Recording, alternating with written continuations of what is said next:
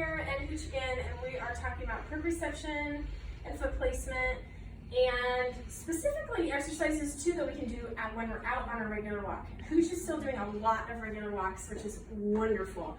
While he's out on those walks, I want him to be looking for obstacles. We already talked about that, but also anything that's like a pole, like a tree or a stop sign, or anything that you can go around. So one of the things that's really hard to do when you have proprioceptive deficits is turn tightly. Turn tightly to the right, turn tightly to the left. It takes a lot of balance and coordination to not cross your feet over one another or trip and stumble, have one leg kind of get the rhythm down and the pace down and the other one get left behind. And so we're going to practice that when we're on our walks. So we want to find a small tree or a sign. That's what this little cone is supposed to represent.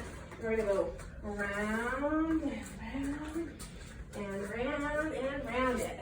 And you can see that his hind legs are like, what the heck is going on? That's hard. And you might notice, and you likely will notice, that one direction is easier for him than the other. Why? Because when he first started having proprioceptive deficit issues, his right hind was the big culprit and his left hind was still pretty strong.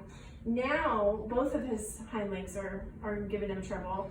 You might notice that when the right side is put under more demand to go around a tight circle, that he looks a little more sloppy than when the left side kind of has to take the lead.